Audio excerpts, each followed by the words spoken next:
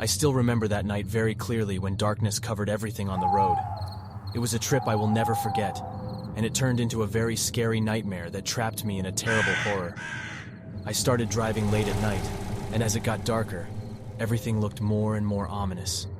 The road stretched out ahead of me, and my headlights made the lanes shine dimly.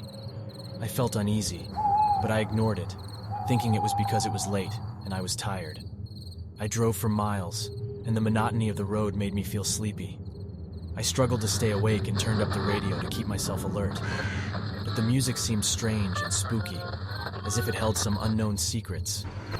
Suddenly, my car jerked and skidded over something I couldn't see. I panicked and tried to regain control. The car came to a stop, and there was a terrifying silence. My heart raced, drowning out the sound of my own breathing. I got out of the car and looked around. To my horror, I realized that the road had disappeared. Instead, there was just a desolate area with nothing around.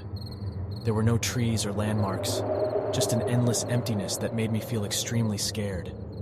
Feeling lost and confused, I stumbled forward, desperately searching for any signs of civilization. Every step felt difficult, as if something was trying to keep me trapped in this dark place. I heard whispers that were barely audible, creeping into my mind. Shadows moved in the corner of my eye, making me feel uneasy. A flickering light in the distance caught my attention, giving me hope in this nightmarish place. As I got closer, I saw it was an old gas station that looked run down. It had a spooky atmosphere that made me shiver. Inside the gas station, the air felt heavy, as if something bad was about to happen. The shelves were filled with old products that were past their expiration dates. A flickering neon sign lit up the room, casting strange shadows on the walls. The only sounds were the creaking of rusty doors and the distant sound of wind. A person appeared behind the counter. Their face was hidden under a big hood. They held out a key to me with a twisted hand. Their voice was raspy and whispered, telling me to unlock the secrets that were waiting for me. Driven by curiosity mixed with fear, I took the key. It felt hot in my hand and burned my skin. With trembling hands, I approached a door at the back of the gas station. The keyhole seemed to be inviting me to unlock the mysteries on the other side. As the door opened, I was swallowed by darkness.